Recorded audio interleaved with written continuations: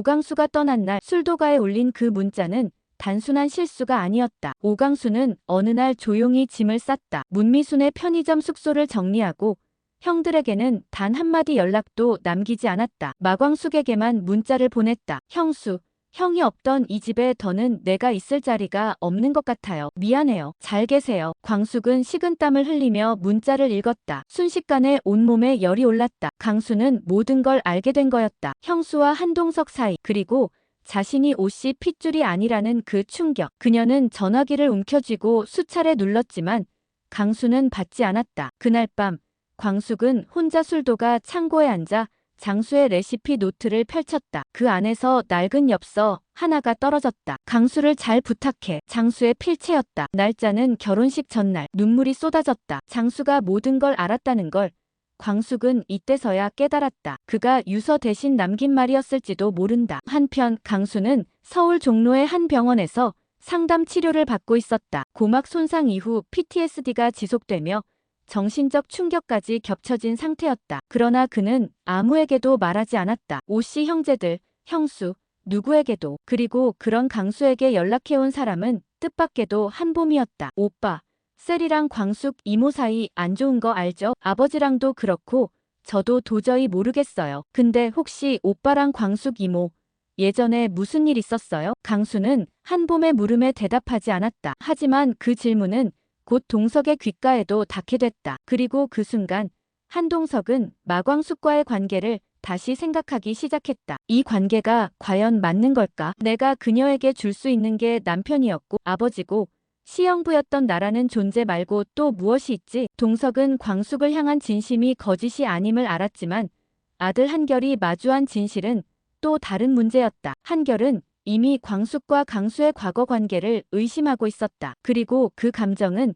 단순한 충격이 아닌 혐오로 번지기 직전이었다. 광숙 씨, 솔직히 말해줘요. 형수일 때 강수랑 감정이 있었어요? 그 질문은 광숙의 가슴에 날카롭게 박혔다. 말도 안 되는 얘기예요. 한결 씨, 난 그런 사람 아니에요. 하지만 그 말은 한결의 의심을 잠재우지 못했다. 그러는 사이 오범수는 독고세리와 정식으로 만나기로 결심했다. 그는 자신의 과거를 털어놓으며 한이에 대해 세리에게 설명했다. 너한테 미안해. 나도 내가 완벽할 줄 알았는데 아니더라고. 근데 너한테만은 숨기고 싶지 않았어. 세리는 눈물을 흘렸다. 엄마는 절대 반대할 거예요. 아빠도 그렇고 나 또 싸워야 해요. 범수는 세리의 손을 잡았다. 이번엔 내가 같이 싸울게. 하지만 그들의 미래는 그리 간단하지 않았다. 장미애는 이미 한이가 범수의 딸이라는 사실을 언론사에 흘릴 준비를 끝냈다. 윤박 교수의 비밀가족, 스캔들, 기사 초안까지 나온 상황. 그리고 이를 막기 위해 공주실이 장미애를 직접 찾아갔다. 내 딸 건드리면 너도 끝장이야. 남의 딸한테 그렇게 해놓고 내 딸은 뭔데 그렇게 싸고 도는데. 이 두 여자의 싸움은 막장 끝판왕 대치전으로 번지기 시작했다. 시장통을 통째로 뒤집어 놓을 듯한 고성이 오갔다. 그러는 와중에 지옥부는 오흥수를 찾아갔다. 나 돈 많아. 그거 알지? 당신한테 투자할게. 다시 무대에 서봐요. 나 당신처럼 무대 체질인 사람 처음 봤어. 흥수는 처음엔 비웃었다. 하지만 그녀가 보여준 계좌 내역과 계약 조건은 진심이었다. 문제는 그 돈의 출처가 독고탁의 비자금이라는 것. 지옥부는 시장 상인들을 통해 받은 돈놀이 수익 일부를 받아 관리하고 있었던 것이다. 그리고 마지막, 술도가에 또 한 명의 방문자가 나타난다. 한동석의 아내의 친동생, 즉 한결과 한봄의 이모. 그녀는 돌아가신 언니의 유품을 정리하다 한동석과 장수 사이의 충격적인 거래 문서를 발견하고 술도가를 찾아온다. 혹시 오장수 씨가 돌아가시기 전 당신들 중 누구와 3억짜리 약속을 했습니까? 광숙은 다시 피가 거꾸로 솟는 듯한 충격을 받는다. 3억? 무슨 약속? 왜 그게 지금에서야? 오광숙은 이모라는 여인의 입에서 3억짜리 약속이라는 단어가 튀어나오는 순간 머릿속이 하얘졌다. 이모는 침착하게 가방에서 오래된 서류 봉투 하나를 꺼냈다. 봉투에 적힌 수신인은 한동석, 발신인은 놀랍게도 오장수였다. 이 편지는 언니가 돌아가신 다음 정리하면서 찾은 거예요. 그런데 수상한 건 그 안에 있던 문서가 도무지 사적인 내용이 아니었다는 거죠. 명백한 계약서였어요. 수표 복사본도 함께 들어있었고요. 광숙은 말문이 막혔다. 계약서의 복사본에는 명확히 적혀 있었다. LX호텔 납품 계약 선청탁 합의서. 계약금 3억 원을 수령한 자는 마광숙 명의의 독수리 술도가 제품을 향후 LX 호텔 연회 전속 주리로 지정하도록 협조할 것. 서명 오장수 서명 한동석. 광숙은 숨을 삼켰다. 장수가 이걸 동석 씨랑. 한동석이 술도가 납품을 위해 장수에게 미리 돈을 건넸다는 뜻이었다. 이 계약이 드러난다면 광숙이 술도가를 맡은 후 이뤄낸 성과는 모두 사전 뒷거래에 따른 결과로 치부될 것이었다. 광숙은 혼란스러웠다. 장수는 돈을 받았다는 걸 말한 적이 없었다. 그는 단지 동석 회장이 막걸리를 좋아한대. 내가 만든 걸 언젠간 호텔에 올릴 수 있을 거야 라고 말했을 뿐이었다. 그녀는 진심으로 자신이 제품의 품질로 인정받았다고 믿었다. 그 믿음이 무너진 지금 광숙은 다시 자신을 의심하기 시작했다. 나 지금 뭘 지키고 있었던 거지? 자존심인가? 장수의 이름인가?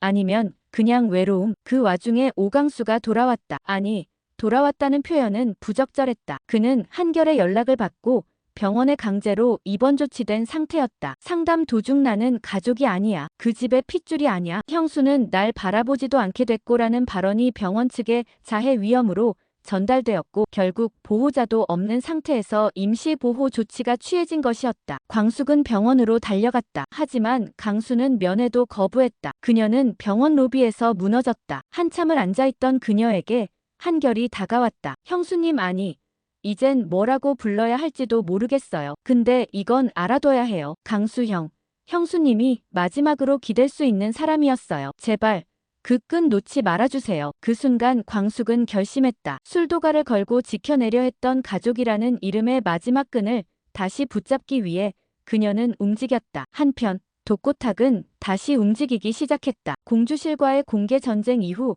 자존심에 금이 간 그는 오범수에게 접근했다. 세리를 데려가. 대신 내 조건을 들어. 조건은 단 하나였다. 결혼식은 무조건 독고그룹과 함께. 호텔, 언론, 식장은 다 우리가 주관한다. 그렇게만 하면 너 하니 이야기든 뭐든 덮고 넘어가게 해주지. 범수는 대답하지 않았다. 하지만 세리의 눈빛이 흔들리는 걸 느꼈다. 세리는 미묘하게 고개를 끄덕였다. 그리고 드디어 오천수의 비밀도 드러나기 시작했다. 문미순이 우연히 천수의 노트북을 열게 되며 과거 그가 증권회사에서 잘린 진짜 이유를 알게 되었다. 단순한 투자 실패가 아니라 사내 기밀 정보를 유출당한 피해자였고 이를 덮기 위해 회사를 나와야 했던 것. 그는 피해자였지만 누군가의 희생양이 되었던 것. 미수는 분노했다. 왜 말 안 했어요? 왜 당신은 늘 혼자 다 안고 사는 거예요? 오천수는 처음으로 목소리를 높였다. 자존심이었어. 자존심 하나 남은 인간이었으니까. 그러나 그 외침은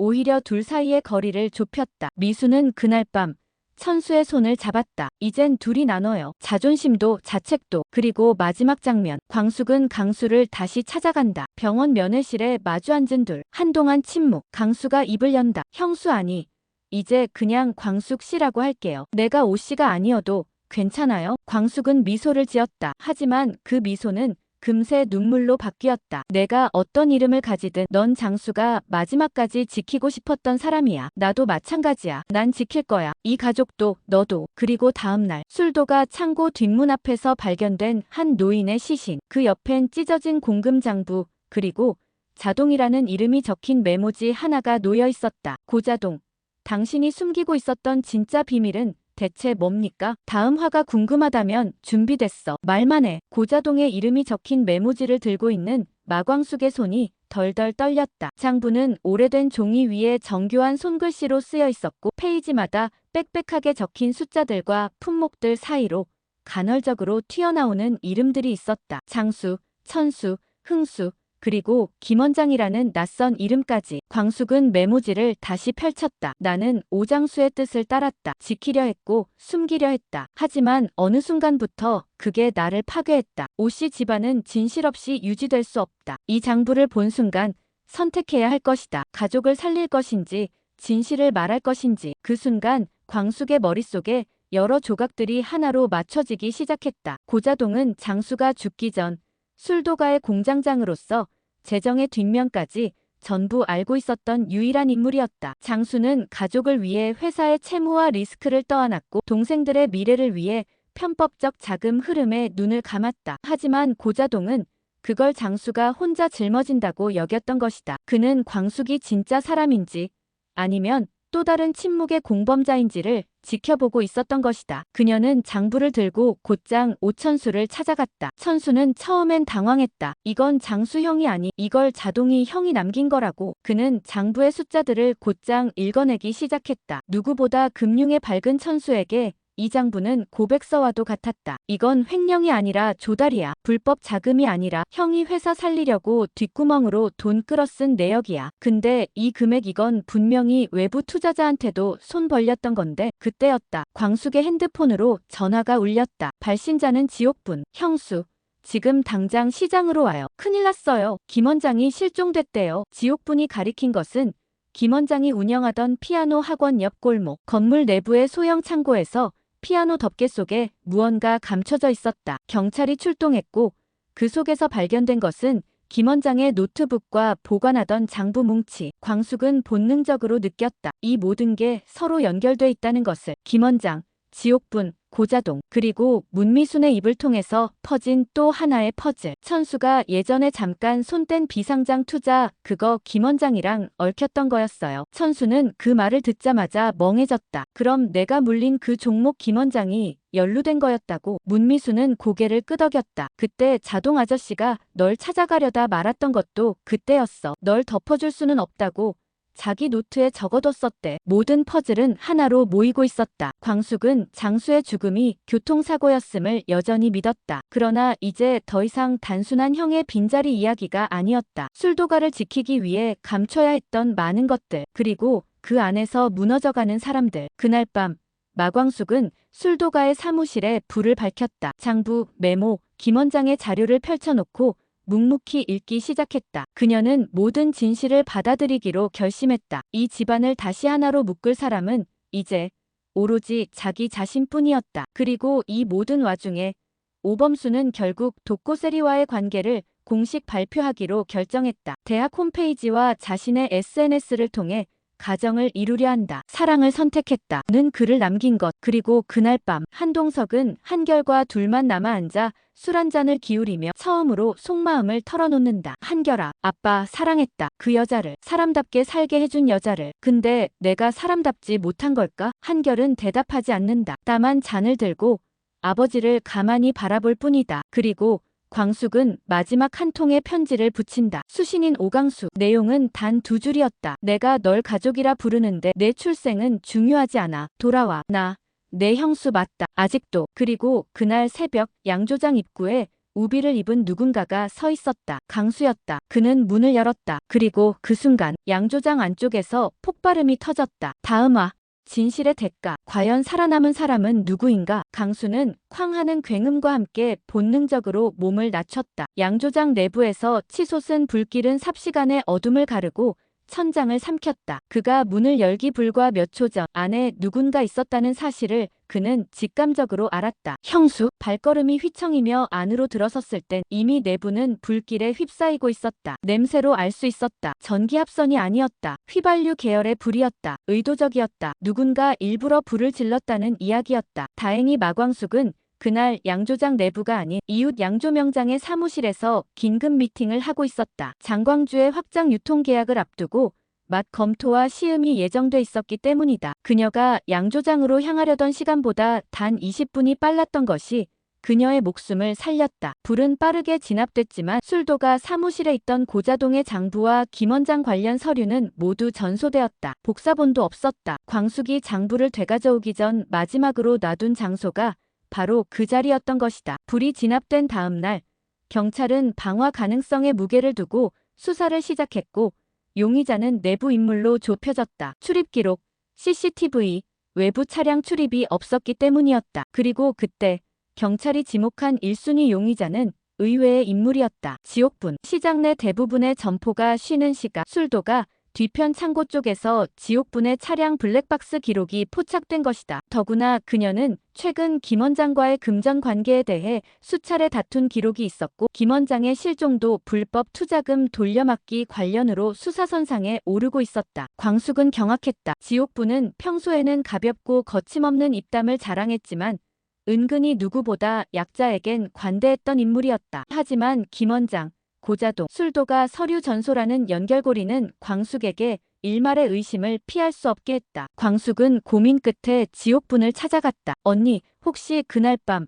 술도가 갔었어요? 지옥분은 한참을 입 다물다가 결국 터뜨렸다. 나 김 원장 죽인 거 아냐? 그래, 내가 술도가 간 건 맞아. 근데 그건 그냥 자동 아저씨한테 주려고 했던 서류 때문이었어. 그 인간 김 원장이 투자금 빼돌렸단 증거. 난 그냥 그거 전해주려 했던 거야. 광숙은 서서히 한 그림을 그려보기 시작했다. 자동이 마지막에 남긴 메모, 김 원장의 장부, 천수가 물린 투자, 그리고 LX 호텔과의 계약, 그리고 그 그림 중심에 있었던 인물, 한동석. 그녀는 두려움을 느꼈다. 아니, 정확히는 믿고 있던 사람에게 느끼는 두려움이었다. 같은 시각, 한결은 병원에서 나온 강수를 찾아간다.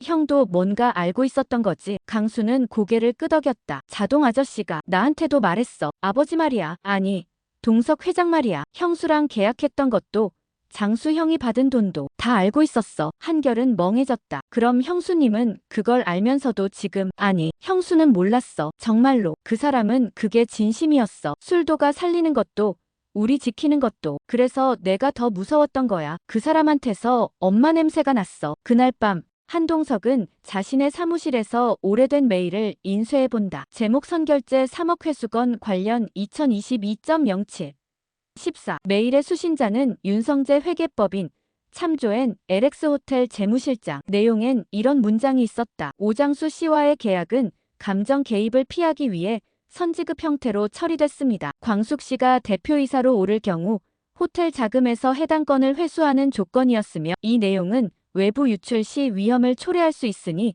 회수 이후 자료 폐기를 바랍니다. 동석은 조용히 머리를 감쌌다. 모든 걸 감정보다 먼저 계산했던 그의 세계가 지금은 정반대로 흔들리고 있었다. 그리고 다음 날 마광숙은 기자회견을 자청한다. 술도가의 대표로서, 그리고 오장수의 아내로서. 저 마광숙은 독수리 술도가의 대표이자 고인이 된 오장수의 배우자로서 술도가의 지난 자금 흐름과 외부 납품 계약의 모든 경위를 투명하게 공개할 것을 약속드립니다. 그 시작으로 다음 주부터 모든 재무 자료와 인사 내역을 공시하겠습니다. 기자들의 플래시가 터졌고 그 순간 한결의 핸드폰으로 한 통의 사진이 도착한다. 한동석과 장미애가 함께 찍힌 과거의 사진, 그리고 메모 한 줄. LX 호텔 독고그룹. 술도가 연결고리는 지금부터 시작이야.